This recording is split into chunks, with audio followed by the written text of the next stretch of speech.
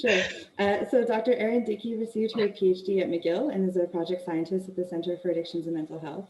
She was recently cross-appointed to the University of Toronto Department of Psychiatry and Krembil Center for Neuroinformatics as assistant professor.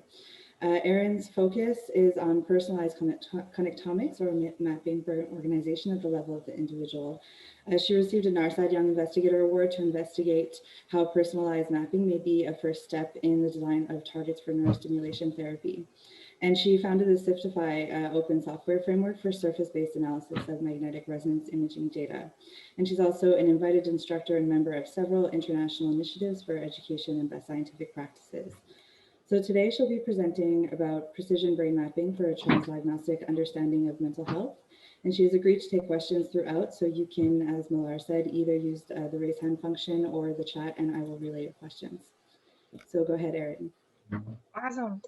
Thank you. And yes, definitely please do, Okay, please do interrupt me while I'm speaking. We'll try to, I know it's actually harder now to pay attention than ever before. So we'll try to keep this as interactive as possible so that people can pay attention. Okay, that was an amazing introduction. Everyone see my slides? So for those so you guys probably, that was an amazing introduction that goes over all the basics. I just wanted to give a shout out to the Douglas, or thank you guys at the Douglas. For those of you who didn't know me, I actually was at the Douglas for 6 years. This is actually my picture taken in front of FBC on Convocation Day.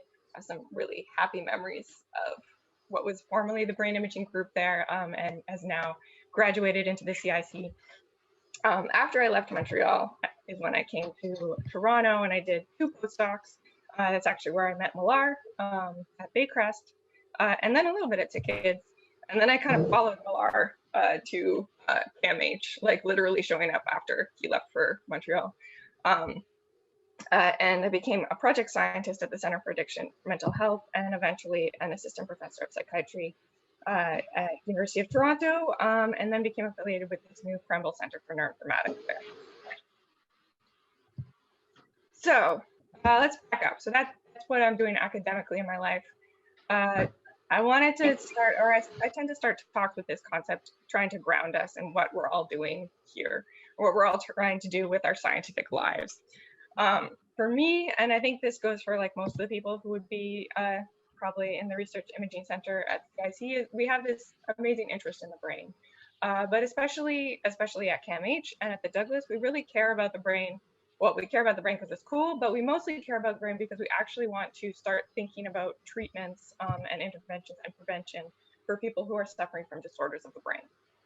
And this is a more important question than ever before, especially in the pandemic, when we're living in like a historic mental health crisis. And I guess we'll say 90 years ago, we had this, not 90 years ago, in the 90s or throughout this, as neuroscientists, we've had this idea that we can use potentially neuroimaging or scanners or a lot of technologies to try to find this idea of biomarkers. And if we find those biomarkers, if we understand what's happening in the brain, then we're going to be able to make great progress. But we have this problem. So this is one definition of biomarker from a paper. I think it's literally called "What is a Biomarker?" And it refers to a biomarker with actually 2 standards. The first is that it has to be objective indication of medical state. So it can't be just an association. It actually has to be like measurably different between the group. You actually have to have a measurable, like predictable difference between the kind of groups that you're trying to identify, or some kind of association. The other thing you need in a biomarker is that you can actually measure it accurately and reproducibly. So this generalizable is something that we can measure in a lot of places. And actually, the sad thing is that I feel like with neuroimaging, we've been failing a lot on both of these fronts. We're getting associations instead of like these really strong differences, and we're having a lot of trouble in reproducibility of our measures. And so it feels like dark days, but I have happy thoughts ahead. So I'm going to say that I like to think about us as science as a journey. So we're trying to get to this destination of actually being able to find like translational things that we can translate in the clinic, things that are helpful, And to do this, it's going to take a lot of us. It's going to take a lot of different things to actually make this huge journey, like this journey to the moon. I'm going to talk about two areas in my research where I'm trying to actually contribute to this whole idea of trying to actually get neuroimaging to an actual translational clinical outcomes area. The first one I'm going to talk about is my work that's more in methods development in precision brain mapping, and a lot of kind of tools that I've been trying to build, and that's all about trying to get better measurements out of the neuroimaging data that we already have, or hopefully useful measurements out of the neuroimaging data we have. The other one I want to talk about is just building up better data and building up better access to data that already exists, and that's more in data collection and data curation. And I'm not going to talk about it as much, but if you ask me questions, I can go on and on about ideas about education and trying to empower the next generation. Okay, so I'm going to start by talking about how I like to think about methods development, and or the little side of methods development where I tend to work, which is all about thinking about what are regions of interest, especially when we think about cortical data. So this has been and this is only a part of precision brain mapping because the cortex is only part of the brain, but it's been something really important to me. So so it generally comes down to the point is that we can measure the brain in a bunch of different ways, or we can measure the cortex in a bunch of different ways. You guys are from Montreal, you know all about MNI coordinates, you know about thinking about the brain as a three-dimensional space. So we think about parts of the we compartmentalize our scans into little cubes or voxels, or cubes or rectangles or voxels, and then we think about the location of that cube as a measure of brain anatomy. That works pretty well for a lot of subcortical structures, as Millar will tell you, but for the surface, just because it's foldy, it doesn't work quite as well.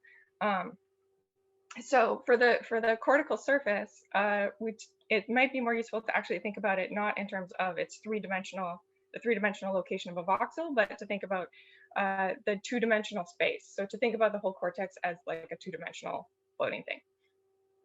But then we get to a different, the third level, which is kind of come in, which is also surface-based for cortical areas, is to actually think about a lot of the other features that we get beyond the actual folding pattern. So beyond what we can get from an anatomical scan, and can we feed that in to understand something more about anatomy?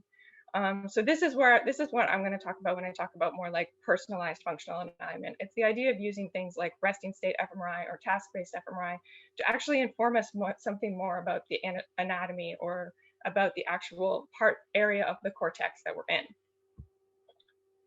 Okay. And I tended to, especially when it came to, I don't know what, maybe like 5 years ago, get really obsessed or just really excited by pictures like this. So this is the idea of association cortex. So the reasons why folding is so important, or areas where folding becomes really important, are places like association cortex, where there's this exciting information, like with resting state data, that it tends to compartmentalize into networks. And that these networks, they don't really follow the folding patterns of the brain, but they seem to be there, they seem to be reproducible, they seem to be something we can pull out of resting state data, and they make these really cool, pretty pictures that tend to kind of replicate across a lot of different studies. And you could argue that it's actually kind of hard. Once we actually started looking at the data this way on the surface, we started to actually see these as patterns. We started to see the default mode as like almost a brain area in itself. And we couldn't actually see these networks very well when we were looking at the brain in slices. Now we've gone a level farther, especially in Montreal. Boris Bernhardt's lab, Brain Space, has done amazing work to start thinking about not just association networks that we did like in the maybe 10 years ago. This got really powerful. Now it's all about the gradients, which is just about kind of this exciting idea that there might be an additional order that we can think about, not as a categorical level. So I think about networks are like categories versus gradients are like this continuous measure of where you might be actually on the cortex. Okay, the key was that both of those types of transformations came because you started looking at things on the surface. So I decided to look at things on the surface, and at the time, I can tell you about historical reasons, but the Human Connectome project put together this type of new file format, which was for dealing with the combination of service-based and volume-based data. And what it is, it's called the SIFTY file format, or Connectomics. It's kind of based on Nifty, kind of based on Gifty. What it actually is literally just a holder for 3 different file formats that sits in a big file. And the most common, when you see a SIFTY file, you tend to see it in this particular space, especially for a lot of the larger population data sets, where all of the data gets dumped kind of in 3 compartments. One compartment is for left hemisphere vertices, one compartment is for right hemisphere vertices, and the last compartment is for the subcortex. And the subcortex is actually kind of sorted according to cortical structure, but it contains voxel-based data. It has this benefit that you're not actually leaving the subcortex behind when you're doing cortex-based analyses. Okay, so in 2014, I think, the Human Connectome project started releasing their code, and they released something called the minimally pre-processing pipeline of the Human Connectome project as an avenue that you could do this. And I kind of tried to simplify it down to these steps, which where you define surfaces and then project a bunch of spaces. It had the broad problem that I saw in 2014 with this pipeline was that I couldn't get it to work for the data that I wanted to work for, which was data that wasn't collected by the Human Connectome project, data that was being collected. At that time, it was data collected in Toronto and then other public data sets.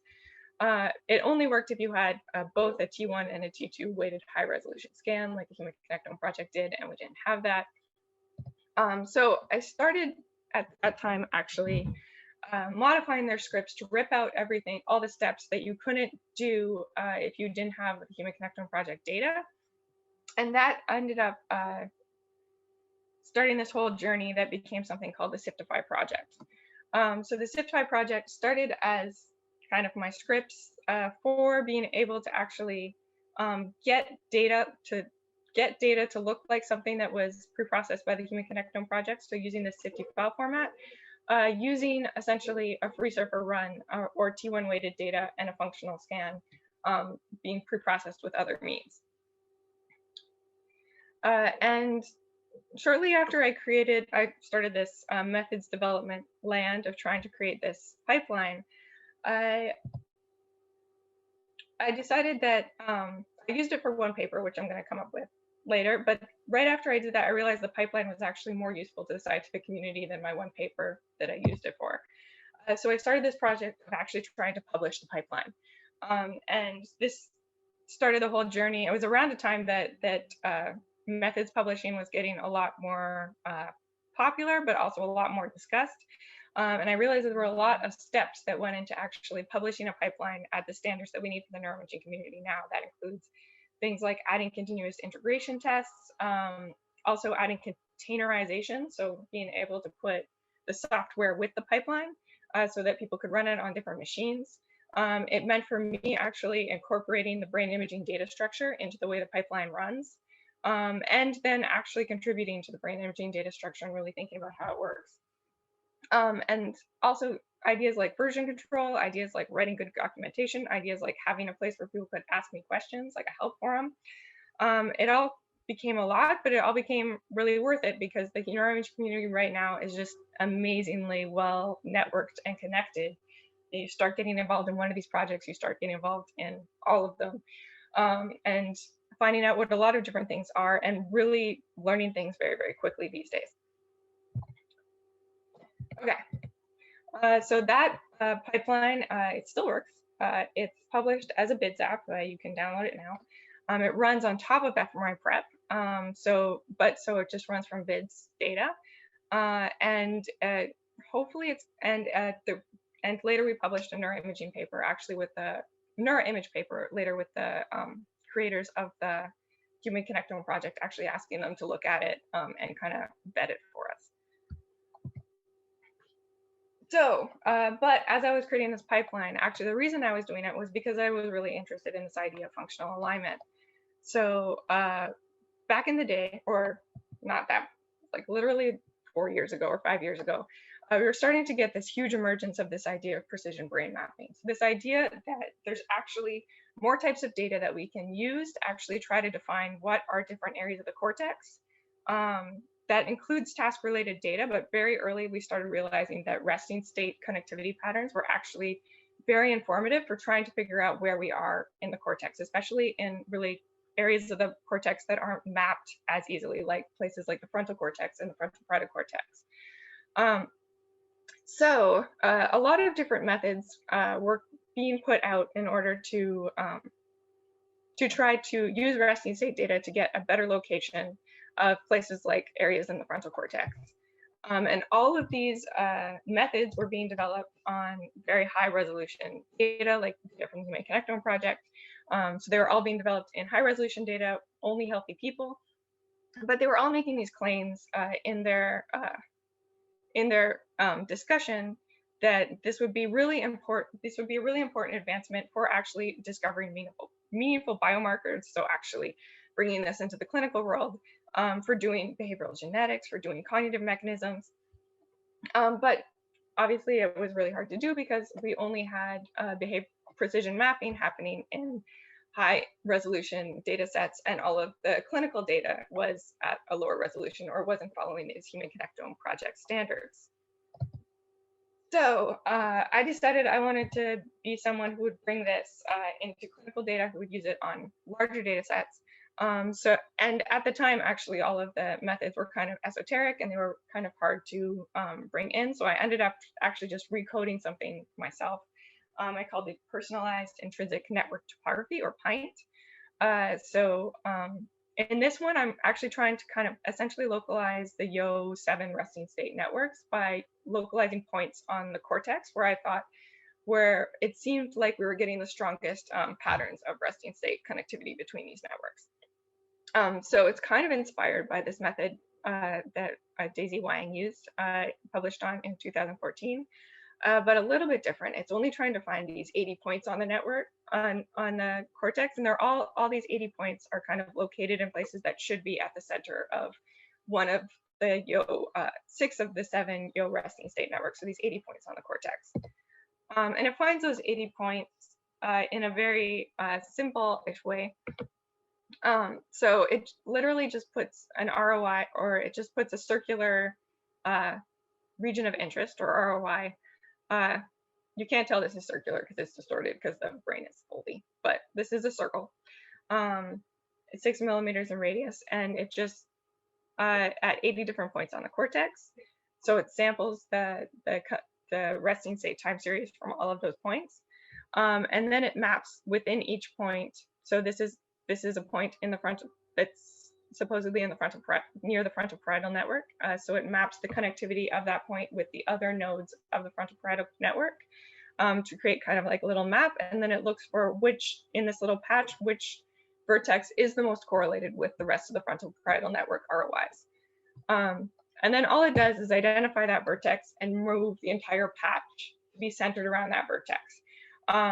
But then every time it does that, it resamples the entire brain, all 80 vertices.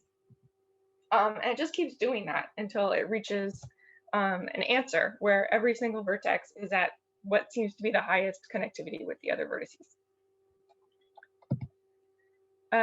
And so I did this, and so this actually works really strongly. Later in the talk, I'm going to show you what the connectivity matrices look like, and it's a pretty drastic change. But I did this because I wanted to think about this idea of idiosyncrasy in autism. So I immediately did this and then applied it to the Abide 1 sample, which at that time, after my own QC, was about 400 good resting state scans from people with autism spectrum disorder, and about 496 typically developing controls across, I think, multiple different studies, retrospective. And one of the things that we saw was, in agreement with some other studies, this idea of greater idiosyncrasy in autism. So the idea that this algorithm actually had to work a little bit harder for the people who had autism, for the brains of people who were diagnosed with autism spectrum disorder. In other words, the brains of people with autism spectrum disorder were more different from the template than the brains from typically developing people. We also saw this interaction with age on this effect. The second thing, which is what I really want to know, was, does this actually matter? Does this have an effect on the actual conclusions that you would draw from resting state connectivity in the PINT sample, in the ABIDE sample? So actually, this is actually the case control differences in edgewise connectivity that we saw before running this algorithm. So if we just take the start points or just areas based on their vertex coordinates, and we saw this gross kind of hypoconnectivity or decreased connectivity between multiple nodes. It was 218 after correction for multiple comparisons. Before we ran PINT, and then after we ran PINT, we saw this was very much reduced. So we only saw 80 hypoconnected nodes and a little bit of hyperconnected nodes. And so the implication here is that potentially in autism, there might be actually displacement or greater differences in the actual functional anatomy within the population. And this is actually driving what appears to be greater hypoconnectivity, but it's just because we're not actually sampling from the right places in the cortex in the participants with autism in order to actually identify get the resting state network connectivity. Okay. So from that early work, I had done a lot of kind of methods development, thinking about how moving from volume to surface, how we can move from volume to surface, and giving people methods to actually do some kind of individualized brain mapping. There's a lot of other people who have also developed methods for individualized brain mapping. It's getting really exciting. But I wanted to talk a little bit more about the science of why. So this idea, I kind of alluded to it with the ABIDE sample, but does this actually have an impact on the kind of conclusions that we make using functional connectivity data? So does using different methods actually change your conclusions or give you stronger conclusions to work from? So I'm gonna backtrack, not backtrack, but I'm gonna talk about a little bit about the data that you get from the Human Connectome project. If you're working with data from the Human Connectome project, you'll see it's actually organized into these different kind of ways that they've sampled the surface, and it's all actually different stages of their pipeline. So you can actually they still let you get all of the fMRI data in volume format, essentially because people complained that they couldn't work with it in SIFTI. So you can actually define all of your regions of interest in the cortex still using volume-based MNI coordinates. You can also get the data from another stage that is similar to what we do with SIFTIFY, actually pretty much identical, which is when the data has been mapped to the surface and then realigned only based on the anatomical data. So basically only using sulcal depth. And they refer to that resting state data or that data as data on the MSM-SALC cortical surface. It's called MSM-SALC because it uses multimodal surface matching as its realignment method, and because it's only using SALC, because it's only using sulcal folding as its indicator of where you are on the surface. But then you can use something a little bit more complicated, and they call this MSM all because they literally threw in everything that the Human Connectome project had, including additional anatomical features, including a task-related fMRI and including the resting state fMRI to try to realign the surfaces across people more strongly. So they did an additional surface-based realignment where all of the information they used for the realignment on top of the sulcal data was essentially everything. And actually one of the strongest features was still actually the resting state connectivity patterns. So you can take data that's been aligned in these 3 different ways, and you can parcellate it, and you can ask if you actually see different results based on what happens. So that was a project. So we decided we were going to do this. Before we did this, I wanted to actually look at if you just extract the data from the same people, how different is it? So how much do they overlap? How much does the parcellation actually change the actual physical amount of tissue that you're sampling from? So I tried to do some convoluted ways to look at this using all of the individual surfaces and individual volumes, just all of the masks to see how much they overlapped. So to do this, I kind of did volume to surface mapping of the maps themselves to see how variable on the surface they got. And this is actually a key take-home measure that you need to know about when you're doing. People think that an MNI.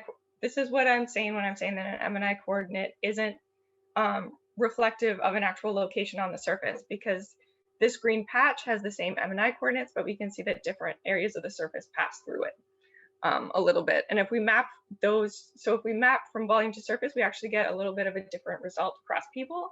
And then if we try to actually summarize that across people, what we get isn't actually a patch on the surface. We get like a probabilistic map of where that particular patch of MNI coordinates actually ended up overlapping with the surface. And you get something like this on the left. So if you take this, so this is for one parcel or one ROI within a larger atlas. If you do the whole atlas together and then just take the maximal value. So if you combine all, so this is different probabilistic patches of different ROIs within the same atlas. If we use the entire atlas together, we get something that looks like this, where all these dark lines are essentially the atlas borders, where you have like a 50-50 chance of being within either other parcel. And then you have these kind of bright areas where you have bright areas in the cortex where actually volume to surface mapping works really well because there isn't as much convolution, like in the motor cortex and in insula. And then you have darker areas where volume to surface matching actually is more difficult to do. And this tends to be in places like the frontal cortex, but there's these patches in the temporal lobe and the parietal lobe that are part of association cortex and are just as difficult actually to map. Okay. So I wanted to draw your attention to this idea.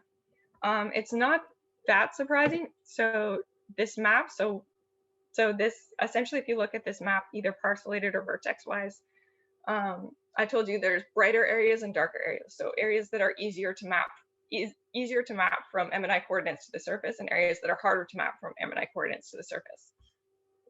And if you look at them, they're highly correlated just with individual variability in sulcal depth. So essentially, just variance across the population in where the folds of your cortex are. This just makes sense. It's just harder to map from volume to surface, where there's more differences in the population in the way the surface folds. What's more interesting is that this property is also important when we start thinking about resting state networks and cognitive networks.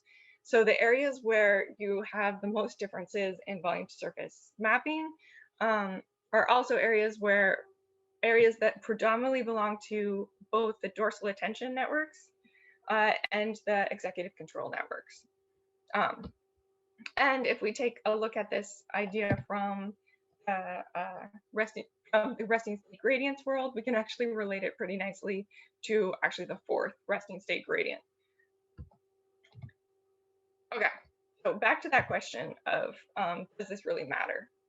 So I started just taking those three outputs, taking outputs from the volume, the volume, the surface, and the precision mapped surface, and seeing if what kind of things I could predict. So I took the Schaefer atlases at multiple different, this is number of parcels. So Schaefer 400 is around here. I also have all these numbers because I have all the different atlases in here, using the volume, the anatomical surface, and the precision map surface in green. And I just started trying to see what could be the maximal prediction I could get using ridge regression across multiple shuffled stratified folds in some of the Human Connectome project data. And what I saw was that we had, in general, we always got the strongest prediction actually when we used the precision mapped or the functionally remapped data, and we got the weakest prediction when we used the volume mapped data. This is for age group as a category and for gender, which are two kind of easier things to get from the Human Connectome project. I also ran it on some of the cognitive variables, and especially for cognitive variables, where actually we have some evidence before that prediction is heavily based on areas where there's the most differences in folding patterns. We also start to see this. We start to see this pattern happen again, where for multiple folding patterns, especially folding patterns that highly that are highly more correlated with activity of association cortex, we see this phenomenon where in general, the precision map data seems to perform best, and the volume map data seems to perform, or MNI coordinate parcellated data seems to perform the poorest. Erin, I have a question about that. So a couple of things. One, how do you know that what you're doing when you're doing this precision mapping isn't really just some sort of overfitting, right? Like, because it depends on what way you approach the anatomy from, or the brain from. If you are interested in the anatomy, then the functional variability is relative to the anatomy, right? So the anatomy provides a scaffold for the for the function, right? And that brain function maybe isn't the other way of interpreting this is that brain function or activations or peaks or regions or whatever aren't necessarily so well aligned with the anatomy, and they cover a broad swatch. Or the other interpretation is that functional connectivity is in and of itself an inherently noisy measure, and to kind of look at this alignment along kind of discrete regions is just a way of denoising the data without denoising it, and you're almost gaming. I mean, it's just kind of like a nice way to kind of correct your data depending on what your question is. Like, so is it really like is it really, sorry, the last part of my question is, so is this really like an intrinsic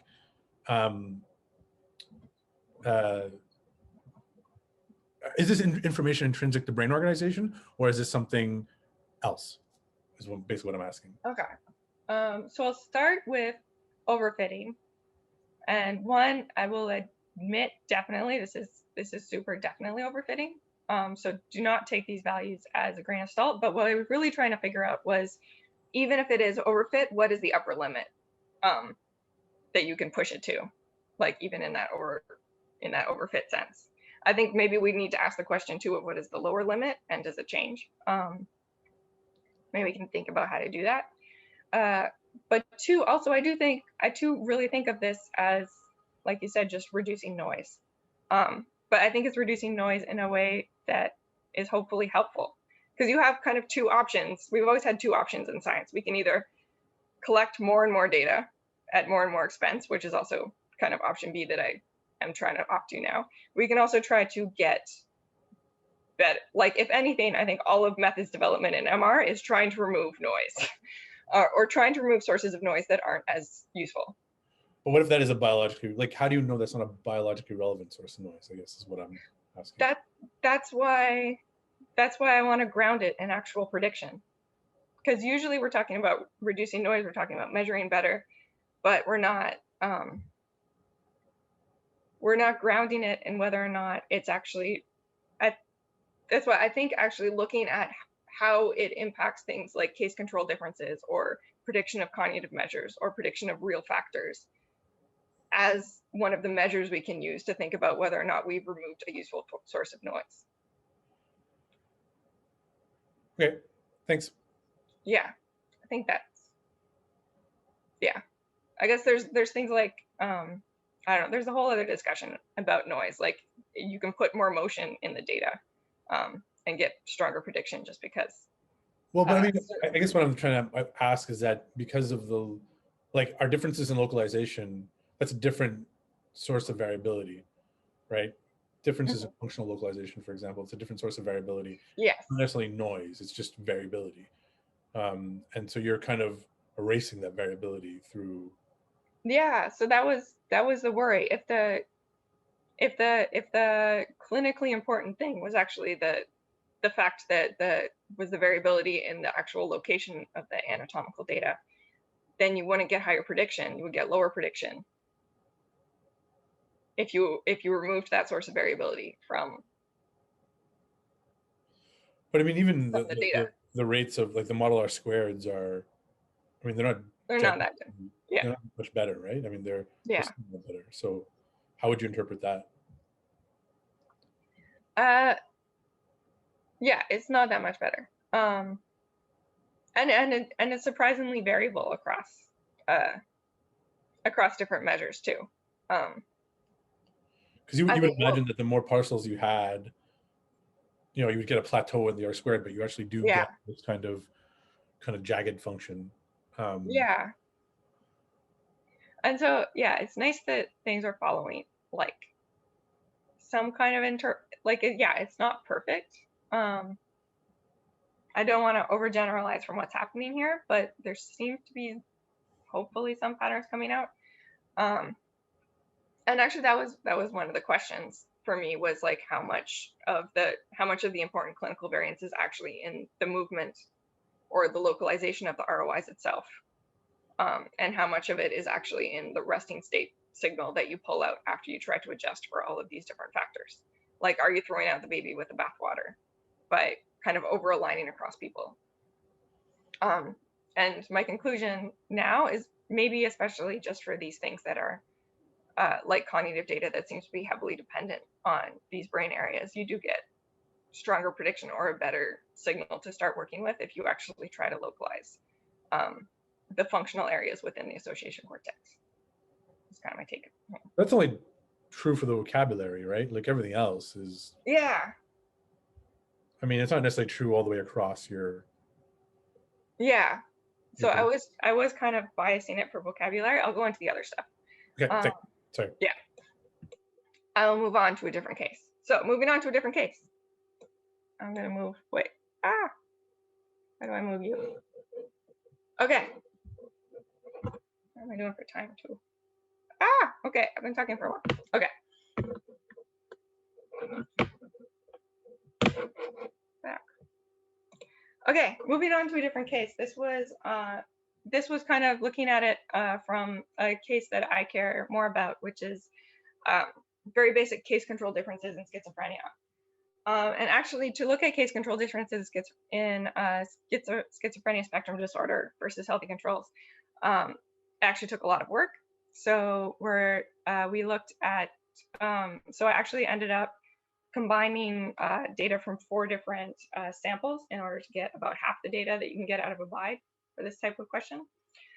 So we combined local data from CAMH with publicly available data from the COBRA Consortium and publicly available data from the UCLA Consortium for Neuropsychiatric Genomics with data from our collaborators at Zucker Hillside Hospital to try to put together essentially, I think about a sample that had about 200 cases of people with schizophrenia, spectrum disorder, and about 200 healthy control.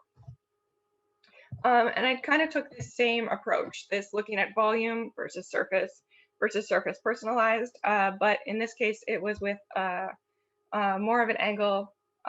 In this case, to get from volume to surface, I was using my Siftify tool, and to go from surface template to surface personalized, I'm talking about that personalized intrinsic network topography tool, or the PINT. And this actually shows you what the actual connectivity matrices from individual people end up looking like before and after running this sample. So this is an individual people. This is what you get from the volume, from the surface-based template, and this is what you get after PINT. You see this huge increase in these red triangles. That's the intrinsic network connectivity. Even at the individual level, this is what the algorithms optimized to do. So of course, this is what happens. And this is what it looks like at the mean level.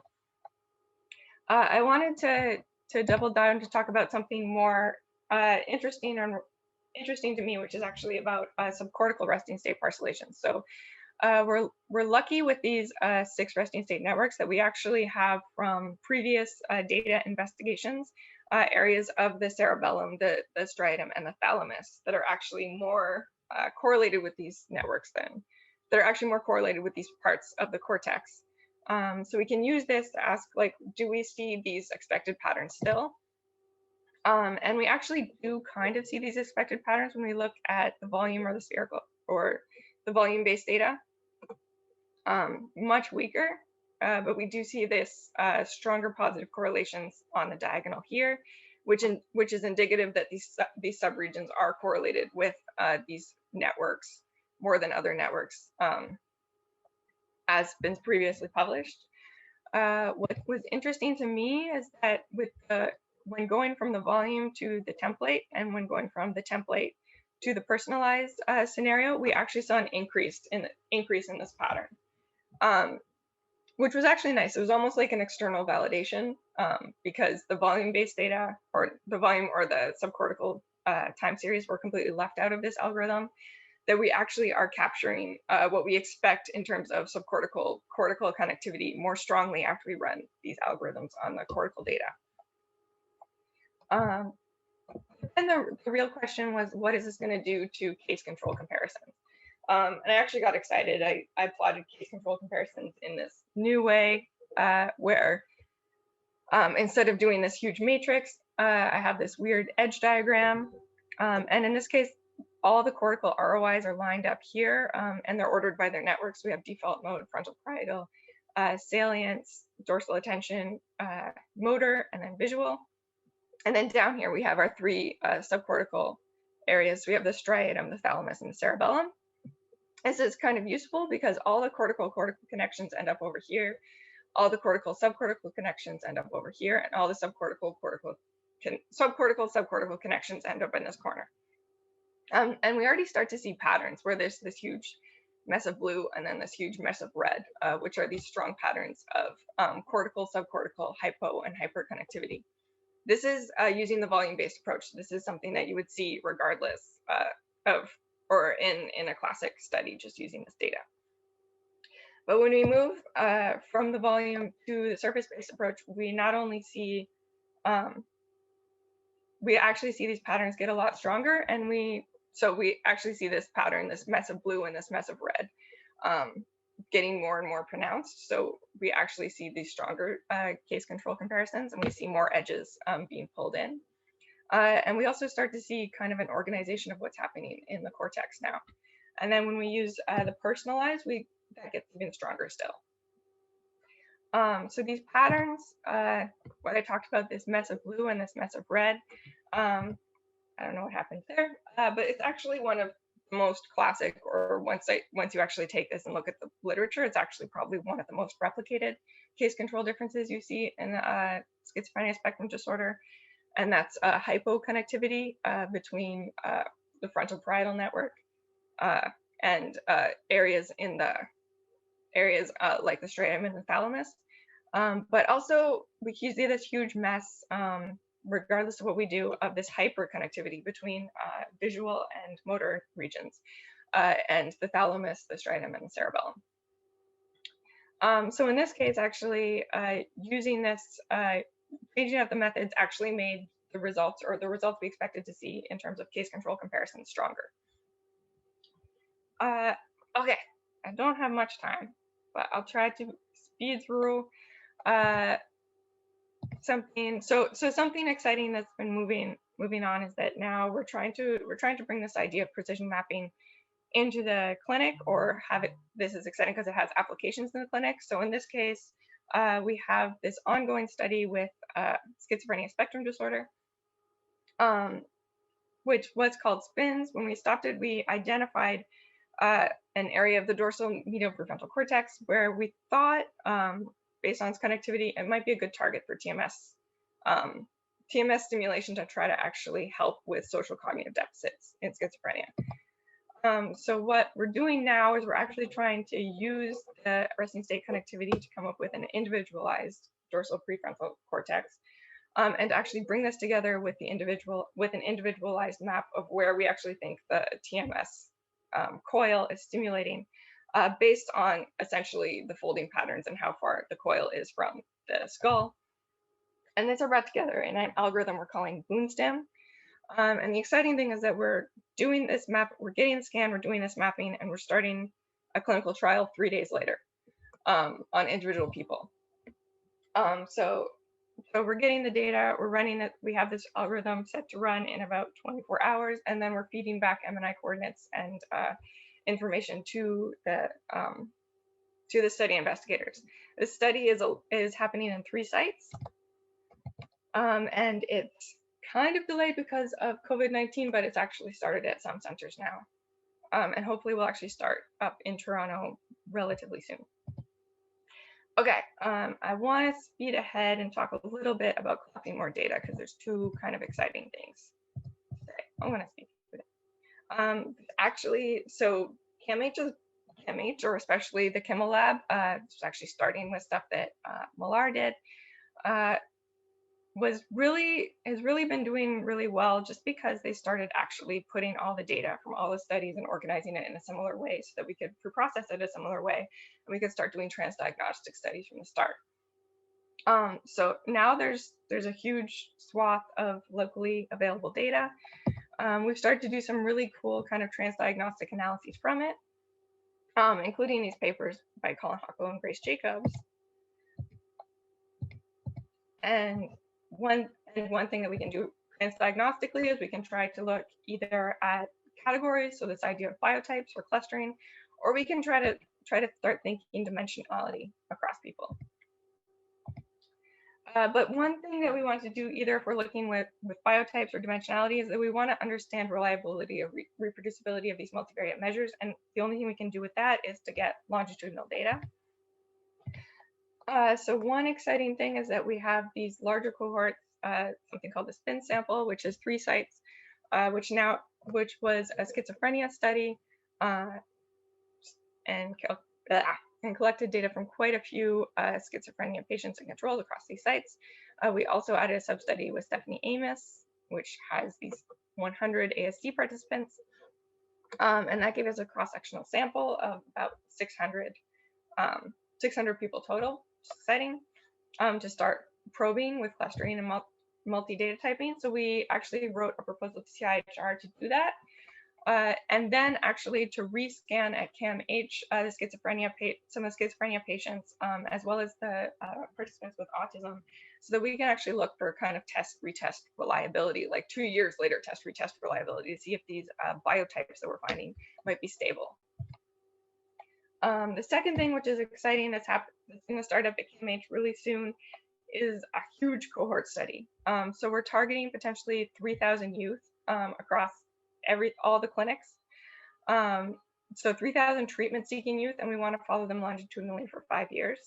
And we have a pretty intense biodata collection core that I'm involved with, which will have MRI. At this point, it's MRI or EEG, but hopefully both, as well as blood or saliva for genotyping, and some other measures. But this is going to be combined with hopefully a very exciting clinical investigation kind of nested in the clinic, neurophenotype handling, and actual longitudinal follow-up. So we're really hoping that this will come up exciting. Okay. And then I collaborate and work with other groups to try to bring more and more data from public data sets and make them available to the community. Okay. I kind of sped through this whole new data collection, but if you guys are interested in learning about these studies, that would be exciting. But with that, I'm going to end off for today. It's getting a little late. Yes. And ask if you guys have any questions for me. Thanks, Erin. Does anybody have any questions?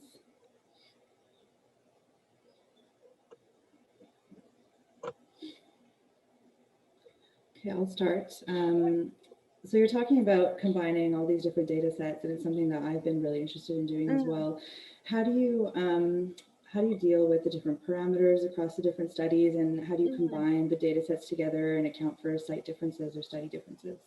Okay, so there's 2 parts to that. One is that it's a beautiful day, a beautiful time because of BIDS, I have to say, because or BIDS, or the brain imaging data structure, or BIDS apps, means that all you have to do is store the metadata properly in the data set, and you can pretty much use the same pipeline, which wasn't the case like even 8 years ago. I adjusting pipelines for every single sub data set was a big pain, and it was very difficult.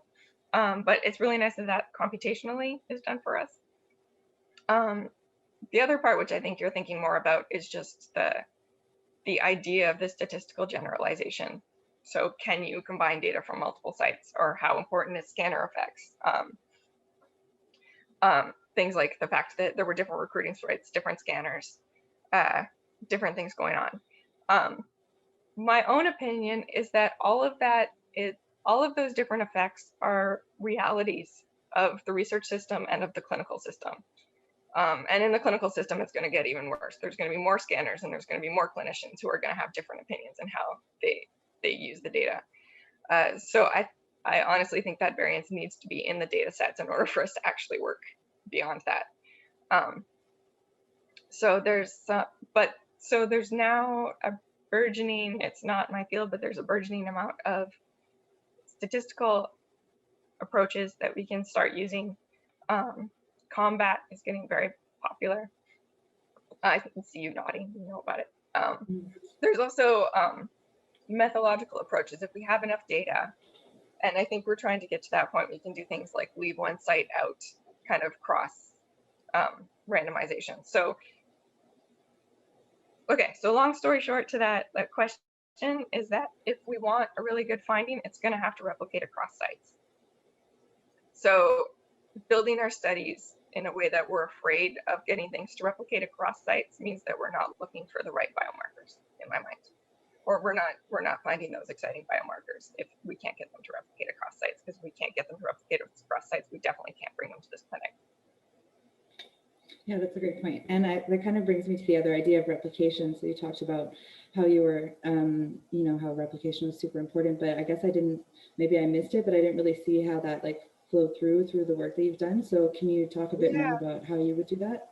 Yeah, so there's multiple points of replication. So there's and it's true in the own results that I gave, it's a very poor example of replication because I am pooling all the data and I'm not having this held out replication data set very nicely. But so there's the basic thing, which is just reproducibility in replication. Someone can't try to replicate your work that well unless they can figure out what you did with some level of transparency. And that's why good coding practices are getting so important in our field, because the field's getting more and more.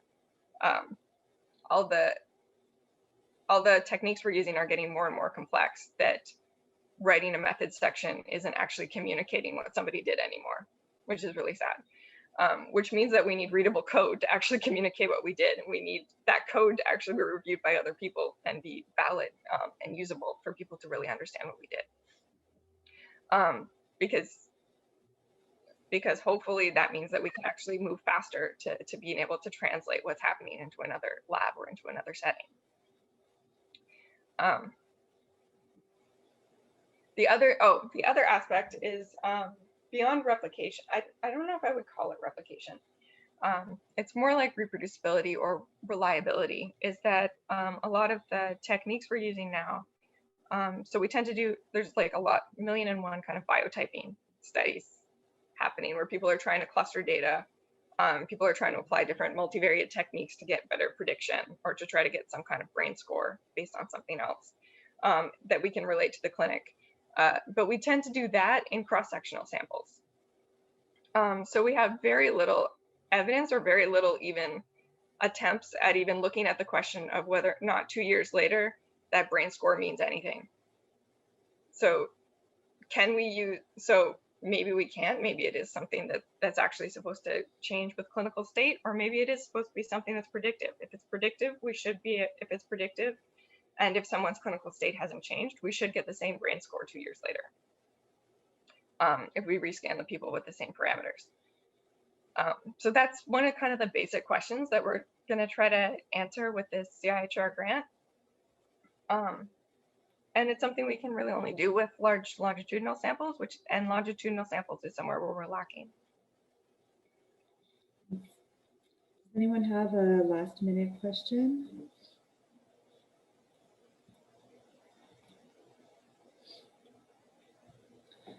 Okay, great. Well, thank you, Erin. And for anyone who's interested in sticking around, she's agreed to have a student discussion after this, so you can just stay and we'll have a chat. So thanks very much for a great presentation. Thank you all. Thanks, Erin. Yay, thanks for inviting me.